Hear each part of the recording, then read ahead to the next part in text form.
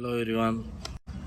ഇന്നത്തെ പടം പ്രത്യേകമുള്ളതുപോലെ തന്നെ എനിക്കും ഇന്നത്തെ ഈ റിവ്യൂ വളരെ പ്രത്യേകത ഉള്ളതാണ്. കാരണം ഞാൻ ഒറ്റക്കാണ്. എൻ്റെ കൂടെ എൻ്റെ Humsafar, one and only my love, my behalf ഇല്ല. അതാണ് എന്നെ സംബന്ധിച്ച് ഈ വ്ളോഗിലെ ഏറ്റവും വലിയ പ്രത്യേകത. കാരണം ഫസ്റ്റ് ടൈമാണ് അവളിലാണ് ഞാൻ റിവ്യൂ ഇടുന്നത്. നമ്മുടെ ചാനലിൽ തന്നെ ഫസ്റ്റ് വീഡിയോ ആയിരിക്കും. ചില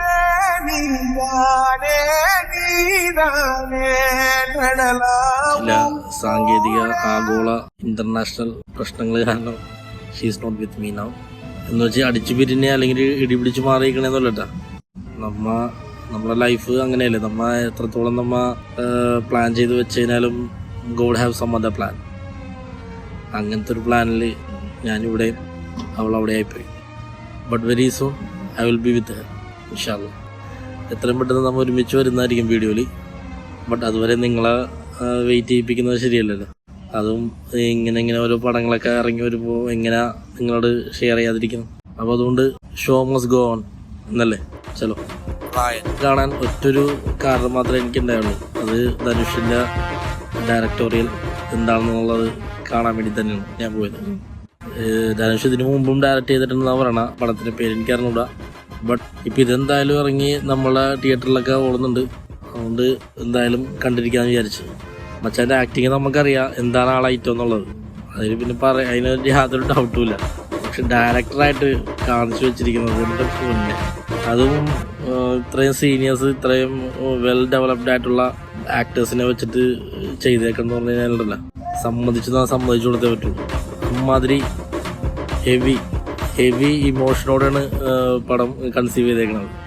അത് എനിക്ക് തോന്നുന്നു, ഞാൻ ഏതോ ഇന്റർവ്യൂവിൽ ഞാൻ കേട്ടിരുന്നത് എസ് സൂര്യ പറയുന്നുണ്ടായിരുന്നു. ആക്ടേഴ്സിന്റെ ഒപ്പം, ആർട്ട് ഡിപ്പാർട്ട്മെന്റിന്റെ ഒപ്പം, കോസ്റ്റ്യൂമിന്റെ ഒപ്പം, മേക്കപ്പിന്റെ ഒപ്പം, കൊറിയോഗ്രാഫ്, എല്ലാ ടീമിന്റെ ഒപ്പം പേഴ്സണലി പോയിരുന്ന് എന്താണ് പുള്ളി ഉദ്ദേശിക്കുന്നത് അത് അവരോടൊപ്പം തന്നെ ഓരോ ഷൂട്ടിനും മുമ്പേ എല്ലാം സെറ്റാക്കി വെച്ചിട്ടാണ് ഓരോ ഷൂട്ടും എടുത്തിരുന്നത്.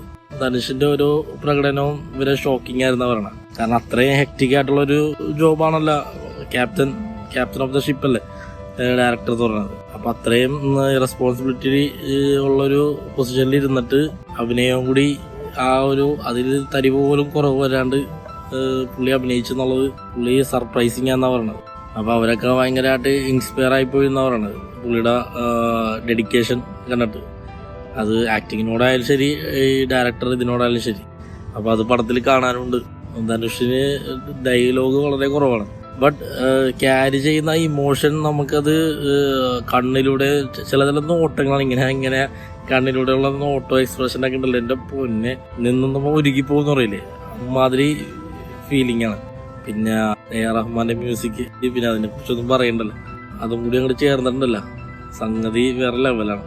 കാരണം ചില സ്ഥലത്തൊക്കെ ഡയലോഗ്സ് ഒന്നുമില്ല, ഓരോരോ നോട്ടങ്ങളും ഓരോരോ എക്സ്പ്രഷൻ മാത്രമേ ഉള്ളൂ.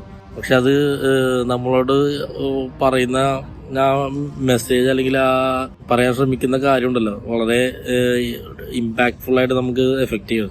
അതൊക്കെ വളരെ ഒരു പ്രത്യേക ബ്രില്യൻസ് തന്നെയാണ്. കഥ ഗാങ്സ്റ്റർ വാറും അതും ഇതൊക്കെ തന്നെയാണ്. പക്ഷെ അവതരിപ്പിച്ചിരിക്കുന്ന രീതി ഒട്ടും തന്നെ ബോറിങ്ങും അല്ല, വളരെ അടിപൊളിയായിട്ട് എടുത്തു വെച്ചിട്ടുണ്ട് എന്തായാലും ധനുഷ്.